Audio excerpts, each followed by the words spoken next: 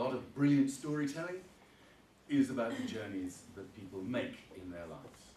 And one of the things that the Green Movement has really not properly learnt and internalized is that people tend not to respond very enthusiastically to long litanies of what is going wrong with the world and long empirical accounts of the state of the world today. People find this very difficult to deal with. They respond much more to the sense that we, collectively, and each individual is on a journey, and they respond much, much more to the notion that there is a story about what sustainable living looks like. And I'm going to try and unpack that a little bit by going back a bit and explaining why I've been doing this for 40 years, because it is a bit odd.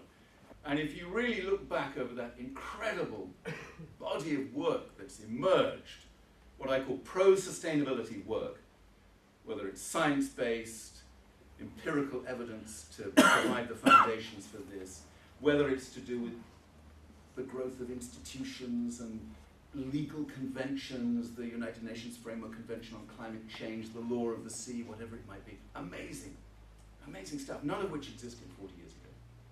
Whether it's to do with individuals who have found their way through to some sense of what sustainability means for them individually and their own commitment about making the world a better place, there have really been extraordinary changes in all that sense. But as in, have we made any significant dent on the dominant model of progress in those 40 years? I think the realistic answer to that question is no. And by the dominant model of progress, what I mean essentially is the pursuit of economic growth, primarily these days through increased consumption, so consumer-driven economic growth, to create the material wherewithal which delivers progress collectively in society. That was the dominant model 40 years ago.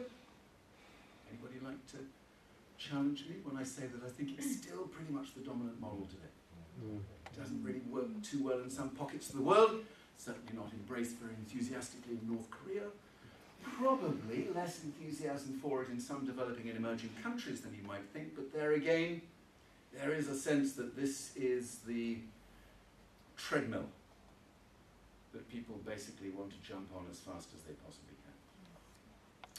can. Impacts on that, honestly, we've had very little success. Every now and then, a politician, David Cameron was one of the last, before that, President Sarkozy, they kind of suddenly realized that GDP, which is the measure of consumption-driven economic growth, the GDP doesn't really do it, and then they'll start getting incredibly lyrical about the importance of coming up with alternative indicators for success in society. Well-being is the current alternative of choice.